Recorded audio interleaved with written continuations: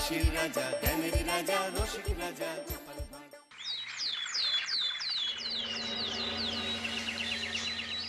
ওই গো গিন্নি, শুধু ভাত দিয়ে গেলে যে, সঙ্গে আর কিছু দেবে না? দিলাম তো এক ঘটি জল, ভাতে জল ঢেলে নুন দিয়ে মেখে খেয়ে নাও। হ্যাঁ, কি রোজ রোজ সেই এক খাবার, এসব মুখে তোলা যায় নাকি? হ্যাঁ, তাহলে খালি পেটেই থাকো না, কে বলেছে মুখে তুলতে? না মানে অন্তত একটা কাঁচা পেঁয়াজ। নেই। মাঝে মাঝে তো বেশ ওই মশলা দিয়ে কষিয়ে মাছ মাংস রাঁধতে পারো গিন্নি। বাজারে মাছ মাংসের দাম জানো? ছেঁড়া কাঁথায় শুয়ে মাছ মাংস খাওয়ার স্বপ্ন দেখতে লজ্জা করে না তোমার? আসলে কি জানো তো গিন্নি, আমার লজ্জাটা ওই তোমার রান্নাঘরে রাখা মশলার বাক্সের মতো, শুধু আছে কিন্তু কোনো কাজে লাগে না। এই খবরদার, আমার রান্না তুলে একদম খোঁটা দেবে না, এই বলে দিলাম। হ্যাঁ, আমি চললাম মাছ আনতে, তুমি আদা রসুন বেটে পেঁয়াজ কুচিয়ে রাখো, বুঝলে?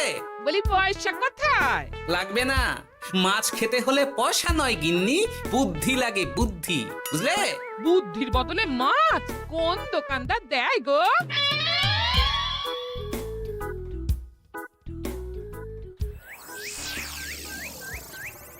না না না না না, কিছুতেই বুঝে উঠতে পারছি না। এই নিন জাহাপনা, আপনার জন্য আম পোড়া শরবত এনেছি, খেয়ে নিন। ওরা কপাল আগে সামলাই, তারপর আম পোড়ার শরবত খাবো। সে কি জাহাপনা, আম তো আপনার প্রিয় ফল। তার চেয়েও প্রিয় ক্ষমতার লোভ। এদিকে কৃষ্ণনগর ঠিক যেন পাকা হিমসাগর, ওদিকে বর্ধমান যেন হৃষ্টপুষ্ট ফজলি, আর খাম্বাজ রাজ্য যেন লাল হলুদ গোলাপ ঘাস। এদের একসঙ্গে খেতে না পারলে আমার ঠিক ভাত হজম হচ্ছে না উজির। হবে হবে, খুব তাড়াতাড়ি এই রাজ্যগুলো আপনার বর্ষতা স্বীকার করবে জাহাপনা। শুধু চাই সঠিক উপায়। কি উপায়? এদের সঙ্গে যুদ্ধে লড়ে আপনি সহজেই রাজ্যগুলো জিতে নিতে পারেন জাহাপনা, কিন্তু তাতে রাজ্যবাসীর ভালোবাসা পাবেন না। রাজ্যবাসীর ভালোবাসা পেতে হলে প্রমাণ করতে হবে তাদের রাজারা অপদার্থ। কি বলছো উজির? আমার তো কিছুই মাথায় ঢুকছে না। আপনি হলেন বাংলার নবাব, আর কথায় আছে না, মাছে ভাতে বাঙালি। বাঙালিকে না বুঝলে বাংলা জিতবেন কিভাবে? আসুন আসুন জাহাপানা, আসুন, আমি আপনাকে বাতলে দিই বাংলা জেতার উপায়। সাব্বাস উজির, তোমার বুদ্ধিটা ঠিক পাকা ল্যাংড়া আমের মতো, না মিষ্টি।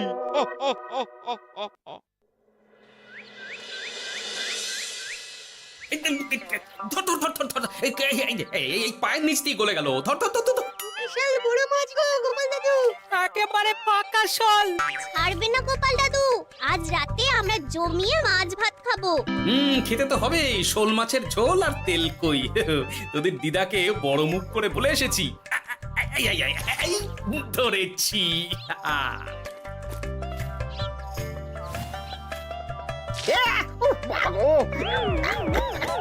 ছি ছি ছি ছি, কি দুর্গন্ধ! গোপালকে ছাড়বেন না মহারাজ, ও ইচ্ছে করে আমার মুখে কাদা ছুঁড়েছে। ঠাকুর বলেছেন মানুষ নিজের কর্মফল একদিন না একদিন ঠিক পাবে। মন্ত্রী মশাই যে এত তাড়াতাড়ি পেয়ে যাবেন ভাবতেই পারিনি। দেখেছেন মহারাজ, দেখেছেন? দোষ করে এখন আবার ধর্মের বাণী দিচ্ছে। তুমি রাজসভা কামাই করে এসব কি করছো গোপাল? যা সামান্য বেতন পাই সব পেঁয়াজ রসুন কিনতেই ফুরিয়ে যায় মহারাজ, তাই মাছটা নিজেই ধরে খাচ্ছি। হ্যাঁ, মহারাজ আপনার পায়ে পড়ি। থাক থাক, আর আমার পা ছুতে হবে না গোপাল। কেন মহারাজ? আমি তো মন থেকে আপনাকে সম্মান করি, বলুন। এ তো আচ্ছা জ্বালাতন। মুর্শিদাবাদের নবাব বাহাদুর আপনাকে একটি বিশেষ পত্র পাঠিয়েছেন, অনুগ্রহ করে গ্রহণ করুন।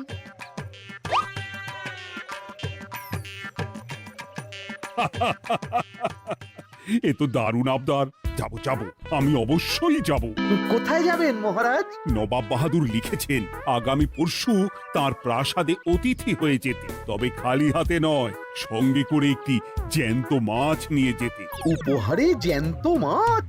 নবাব বাহাদুরকেও আমার মতন জল দিয়ে নুন ভাত খেতে হচ্ছে নাকি? নবাব হোক বা ফকির, সবার গিন্নি সমান।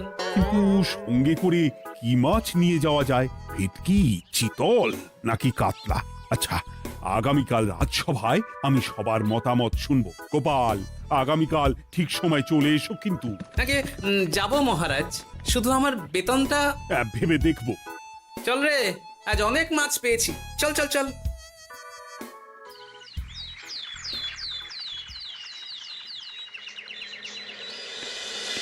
কি মহারাজ, আপনাকে এত চিন্তিত দেখাচ্ছে কেন?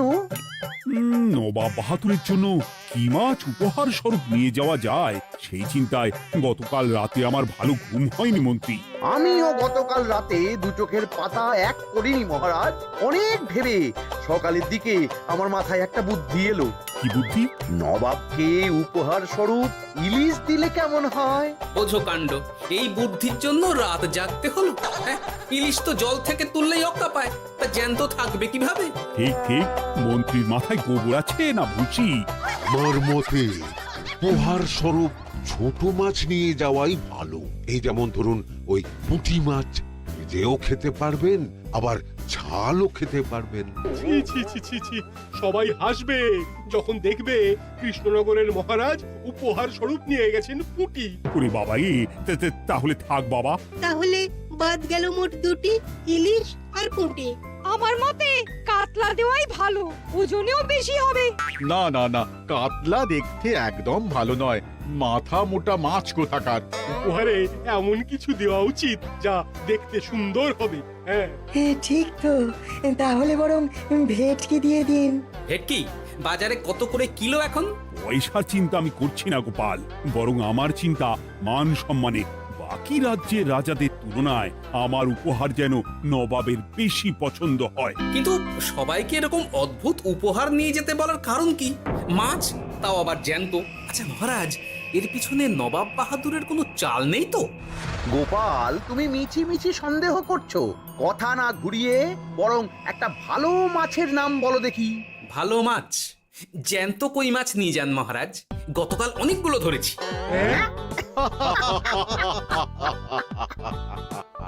কি, এত ভালো ভালো মাছ থাকতে আমি শেষে কই মাছ নিয়ে যাব? তুমি সমাধান না দিয়ে উল্টে মজা করছো গোপাল। দূর হয়ে যাও, দূর হয়ে যাও আমার চোখের সামনে থেকে। আগে ভাড়ামো করার জন্যই তো মাস গেলে বেতন পাই মহারাজ। মানে কি বলতে চাইছো গোপাল?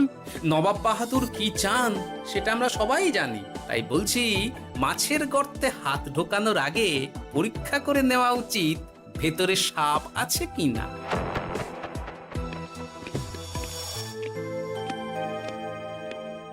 এই মন্ত্রী, গোপাল কি বলে গেল? সাপ ব্যাং কিছুই তো বুঝলাম না।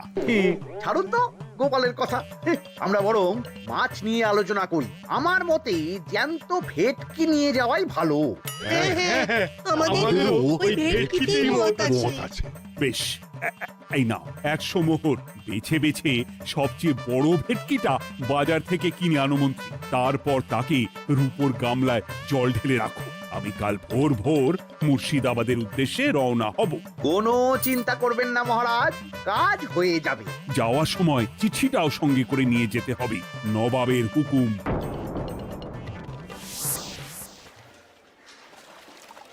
এই দেখুন কেমন খেলা করছে। হ্যাঁ, বাহ বাহ বাহ। ওজনে কত হবে? 4 কিলো তো হবেই।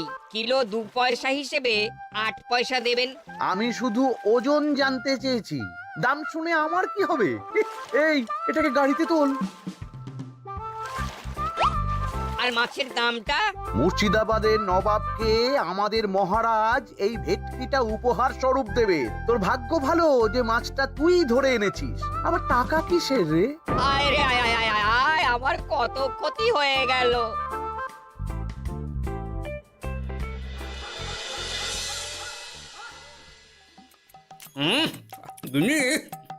তেল কৌটে যা রেঁধেছ না, বলি বলি আর কটা মাছ আছে গো?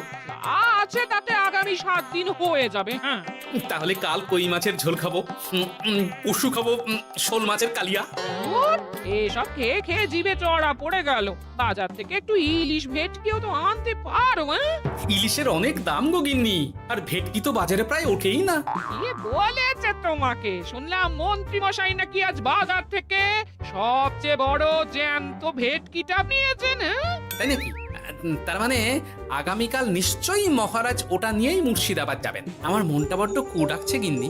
না, এভাবে ছেড়ে দিলে হবে না, একটু পরীক্ষা করে দেখতে হবে। হাজার হোক এ রাজ্যটা তো আমারও। এত রাতে আবার কোথায় চললে গো? হ্যাঁ? দেখতে গর্তে সাপ আছে না মাছ। অ্যাঁ?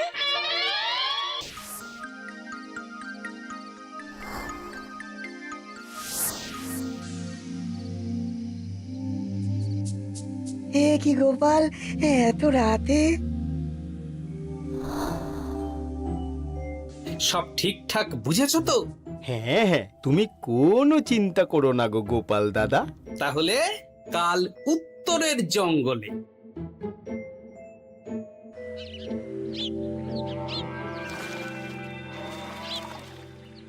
ভেটকি মাছটা রূপোর গামলায় রেখে গরুর গাড়িতে তুলে দিয়েছি মহারাজ। আর নবাব বাহাদুরের চিঠিটা?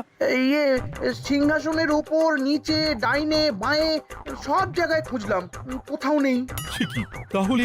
এমন চিত্তাকর্ষক উপহার দেখলে নবাব বাহাদুরের চিঠির কথা মনেই থাকবে না। আপনি নির্দ্বিধায় যাত্রা শুরু করুন মহারাজ। ঠিক বলেছ।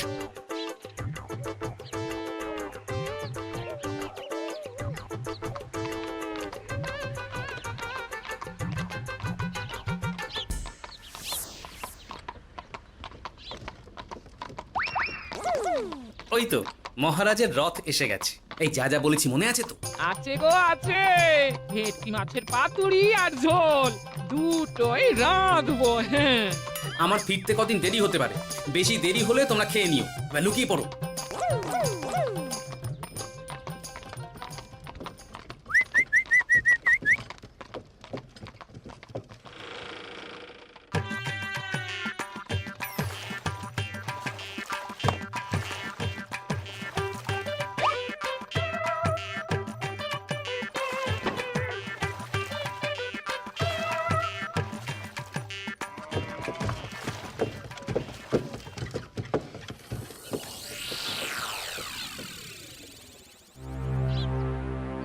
ওই দেখা যায় রথে চেপে সবাই ধীরে ধীরে এদিকেই আসছে জাহাপানা। আসতে দাও, আসতে দাও, এবারই খেলা জমবে। এসো এসো, তোমাদের সবাইকে মুর্শিদাবাদে স্বাগত জানাই। আমার উপহারের কথা মনে আছে তো? আছে জাহাপানা আছে, শুধুমাত্র আপনার জন্য আমি নিয়ে এসেছি একটা জ্যান্ত কাতলা। এই নিয়ে এসো। আমার উপহারও কিছু কম নয় জাহাপানা, নিয়ে এসো। আর তোমরা? আর কৃষ্ণচন্দ্র, তুমি কি এনেছো? এদের সবার চেয়ে ভালো উপহার এনেছি, যা দেখলে আপনার মন একেবারে আনন্দে নেচে উঠবে। ইচ্ছে করবে এক্ষুনি হয় পাতুরি না হয় ঝোল করে খেয়ে নি। তাই নাকি? হ্যাঁ, খাস নবাব বাহাদুরের জন্য আমার বিশেষ তোফা। কই নিয়ে এসো। এই তো কই নিয়ে এসেছি মহারাজ। গোপাল, তুমি? ভেটকি কোথায়? এতক্ষণে গিন্নি রান্না বসিয়ে দিয়েছে।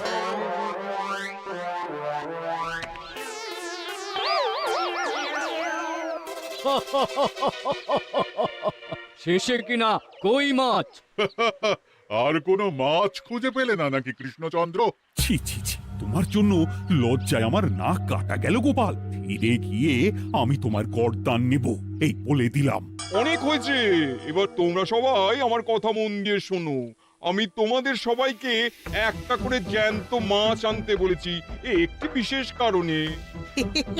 তার আগে সবাইকে আমি জিজ্ঞাসা করতে চাই, আপনারা সবাই নবাব বাহাদুরের পাঠানো চিঠিটা মন দিয়ে পড়েছিলেন তো?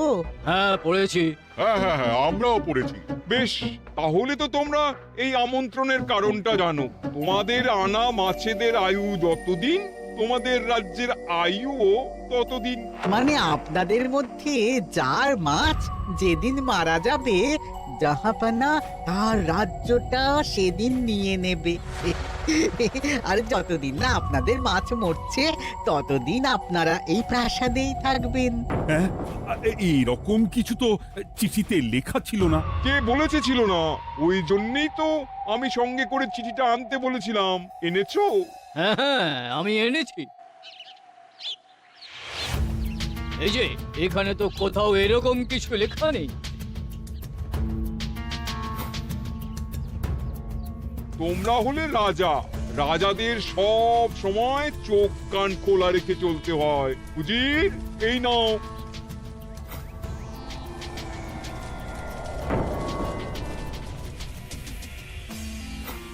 সত্যি তো, চিঠিতে তো এটাই লেখা আছে। আমাদের সঙ্গে প্রতারণা করা হয়েছে। হ্যাঁ হ্যাঁ, আমরা কেউ বুঝিনি চিঠিতে কার চুপি করা আছে। চুপ! বেশি গলা তুলে কথা বললে গলাটা শরীরের ওপরে নাও থাকতে পারে। আজ এই মুহূর্ত থেকে এই খেলাটা শুরু হলো। তোমাদের রাজ্যের আয়ু এখন তোমাদের আনা মাছেদের কাছে।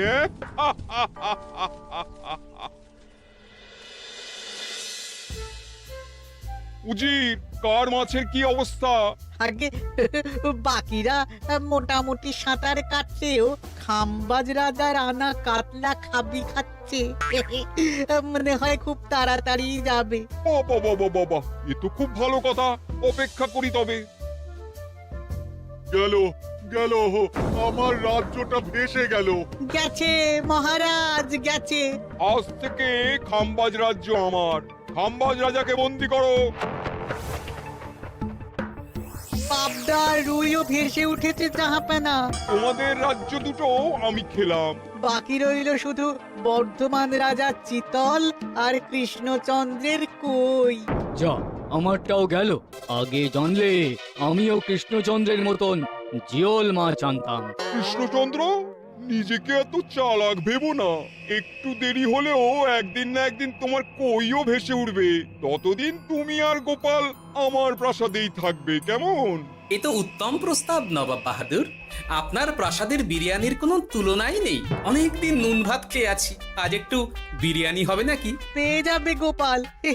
নবাবের প্রাসাদে অতিথিদের যত্নের কোনো ত্রুটি হবে না।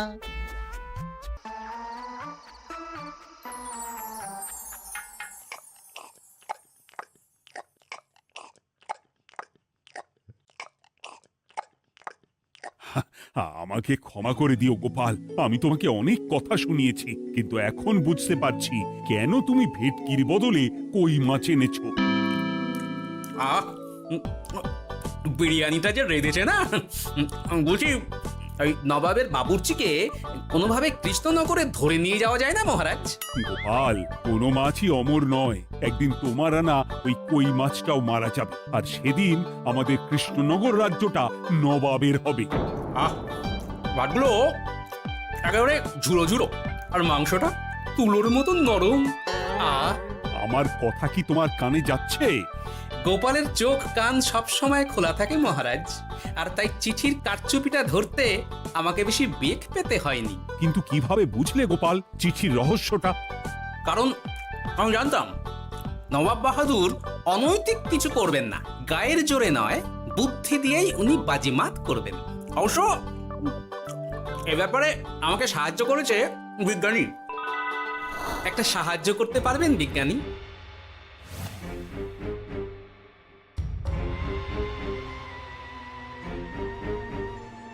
তোমার সন্দেহ একদম ঠিক গোপাল। এই চিঠিতে লেবুর রস দিয়ে লেখা হয়েছে কয়েকটি লাইন, যা শুধু আগুনের তাপেই ফুটে উঠবে। এই নাও। সর্বনাশ! গর্তে মাছ নয়, বিষধর সাপ আছে। এবার কি হবে গোপাল?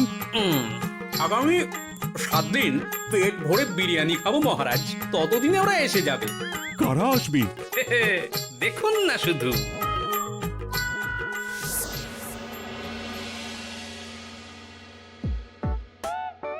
এই তোমার বুদ্ধি। দেখলে তো গোপাল এসে কেমন সবকিছুর উপরে জল ঢেলে দিল।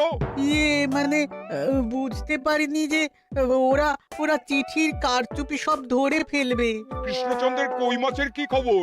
সেটা কি এখনো জীবিত? আগে আমাদেরও একই প্রশ্ন নবাব বাহাদুর। এভাবে আর কদিন চলবে জানা নেই। কবে যে সব থেকে মুক্তি পাবো। দাঁড়ান জাহাপানা, আমি ছুটে গিয়ে দেখে আসছি মাছটা জীবিত আছে কিনা। তুমি বুনোল হলে আমিও বাঘা তেঁতুল। কৃষ্ণচন্দ্র, যতদিন না মাছটা মরছে তোমাকে আমি এখানেই আটকে রাখবো। সর্বনাশ হয়ে গেছে জাহাপানা, দেখবেন আসুন, দেখবেন আসুন। কি হয়েছেটা কি? চলুন না, নিজের চোখেই দেখবেন। সে কি, কই মাছ বাচ্চা দিয়েছে? এটার অপেক্ষাতেই তো ছিলাম। ওরা এসে গেছে মহারাজ। এবার আপনার রাজ্য সুরক্ষিত।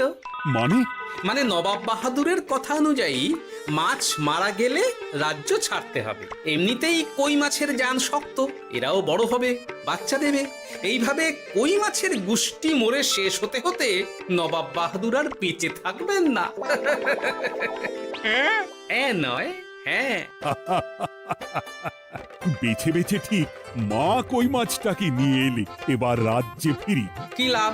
সেই তো নুন ভাত খেয়েই থাকতে হবে। না, আমি তোমার বেতন 10 গুণ বাড়িয়ে দেব। আর যাওয়ার সময় নবাবের বাবুর্চিকেও ধরে নিয়ে যাব।